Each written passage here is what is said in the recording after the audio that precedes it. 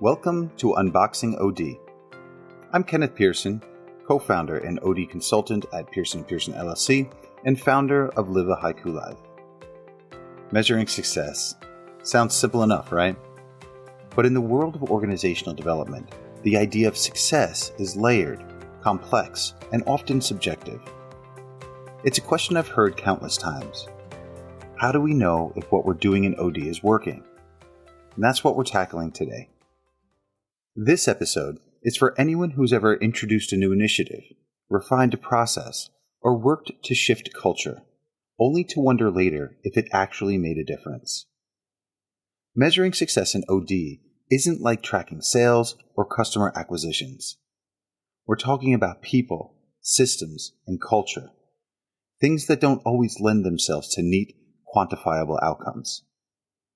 But just because it's tricky doesn't mean it's impossible.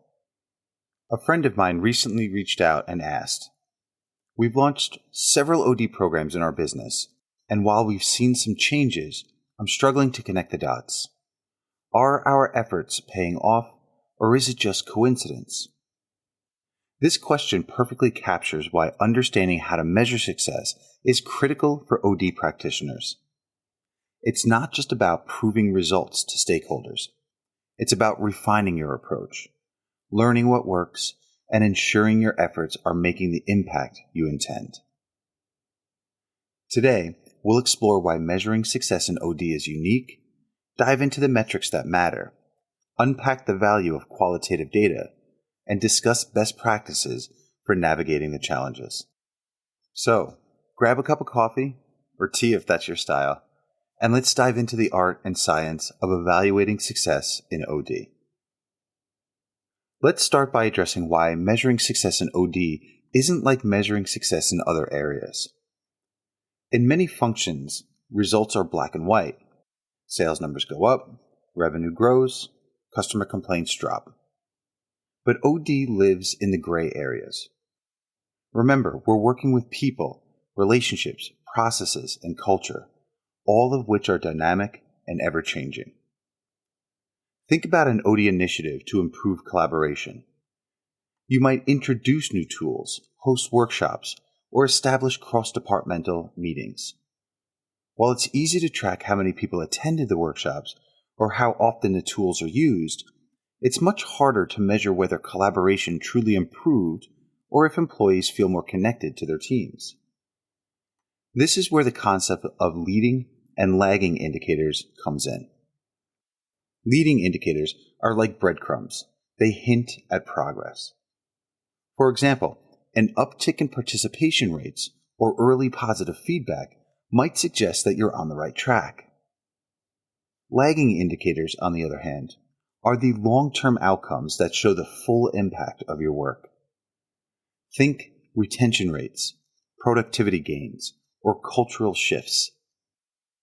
Both types of indicators are critical, and understanding how they complement each other helps paint a clearer picture of success.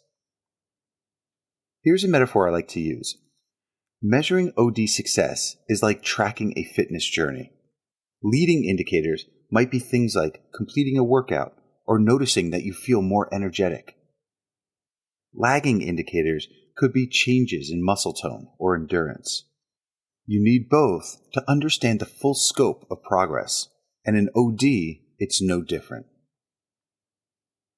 Now that we've laid the groundwork, let's dive deeper into the metrics that OD practitioners use to evaluate success. Metrics are not just numbers. They're indicators, guideposts that provide insights into how well your initiatives are performing and where adjustments might be necessary. But more importantly, they help tell the story of your OD efforts. A well-chosen metric can illuminate areas of strength and shine a light on blind spots, making it an invaluable tool for steering organizational change. Employee engagement is one of the most insightful metrics in OD. Engagement surveys, pulse checks, and focus groups give you a window into how connected employees feel to their work, their teams, and to the organization's mission. But engagement is more than just a feel-good measure. It's a leading indicator of performance, retention, and organizational health. For instance, I once worked on a cross-departmental communication program that introduced simple monthly alignment meetings. At the time, it felt like a modest intervention. But 6 months later, our engagement surveys told a richer story. Employees reported feeling more informed, valued, and empowered to share their perspectives. The takeaway was clear. What might seem like a small adjustment in process can have a profound impact on how people experience their work. Retention and turnover rates are another critical metric for OD practitioners. High turnover often signals deeper cultural or leadership issues, while strong retention suggests that employees feel valued, supported, and connected to the organization's goals. Tracking these rates over time reveals patterns that can guide strategic decisions. For example, I worked with an organization that implemented a mentorship program to address high turnover among new hires. Within a year, not only did retention improve, but feedback also highlighted how the program fostered a sense of belonging and accelerated professional growth. Outcomes that numbers alone couldn't fully capture. Leadership development outcomes are another lens through which we measure OD success. Programs designed to cultivate leadership skills can be evaluated through promotions, performance reviews, and team feedback. As an example, a leadership training program I facilitated resulted in tangible improvements in decision-making and team dynamics. Beyond the metrics, the real win was seeing participants apply their newfound skills in ways that uplifted their teams and drove measurable results. Process efficiency metrics are especially useful when OD initiatives target workflows or collaboration. These might include reduced project timelines, fewer errors, or smoother communication processes. One client I worked with managed to reduce their project backlog by 30% after streamlining internal feedback processes. This wasn't just a measurable win. It was one the team felt every day as they moved through their tasks with greater ease and clarity. Cultural alignment is perhaps the most challenging metric to quantify, but it's no less important. Surveys, interviews, and observational data can help gauge whether an organization's stated values align with its actual behaviors. For instance, if innovation is a core value, tracking how employees propose new ideas or participate in brainstorming sessions can reveal whether that value is truly embedded in the culture. It's a nuanced process, but one that offers powerful insights into how culture drives or hinders organizational goals. These metrics don't exist in isolation. They're interconnected. Improved engagement often leads to better retention, which in turn can enhance cultural alignment.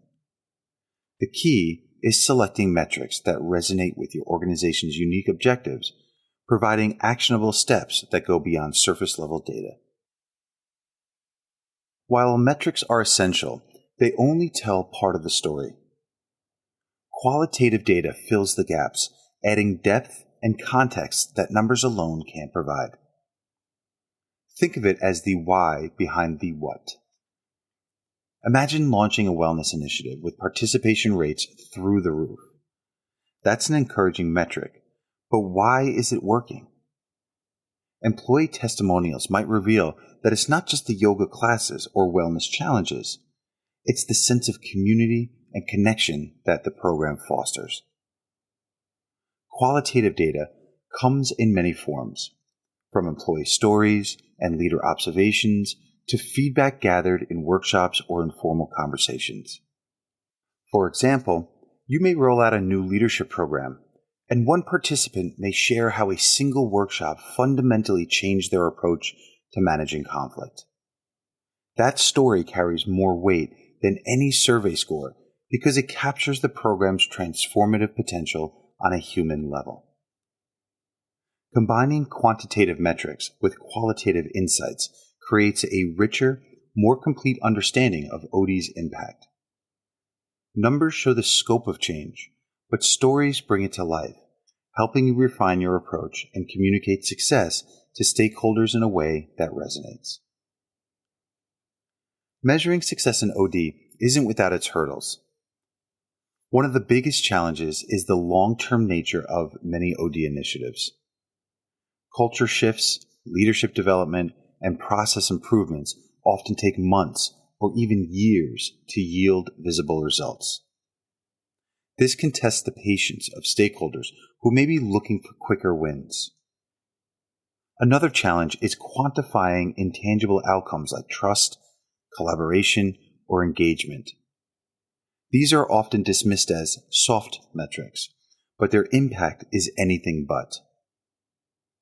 To navigate these challenges, start by aligning your metrics with the organization's overarching goals. This ensures that OD efforts are seen as integral to broader success, not just ancillary projects. Using a mix of quantitative and qualitative data can also balance the narrative, offering both hard numbers and the human stories behind them. Tools like dashboards or scorecards can make data more accessible and digestible for leaders, helping them see the bigger picture at a glance. Most importantly, remember that measurement in OD is an ongoing process. As organizations evolve, so too should the metrics we use. Flexibility and adaptability are essential, not only in what we measure, but also in how we interpret and act on the data. Measuring success in OD is both an art and a science. It requires balancing numbers with narratives, leading indicators with lagging ones, and organizational goals with human outcomes. Success isn't just about hitting targets. It's about understanding the stories those metrics tell and using them to guide meaningful change. As you reflect on today's discussion, consider the metrics your organization currently uses to evaluate success. Are they telling the full story? How might you incorporate qualitative data to add depth and context? And how can you ensure that your metrics align with your organization's unique goals and challenges?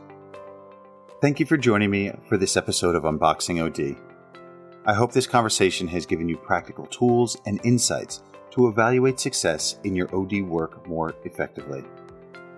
In our next episode, we'll explore the fascinating relationship between culture and strategy, how aligning these two elements can create powerful outcomes. Let's keep the conversation going. Connect with me on LinkedIn to share your thoughts, ask questions, or suggest topics for future episodes. Your ideas can help shape what we explore next. Until then, keep learning, keep growing, and take care of your organization and the people who make it thrive.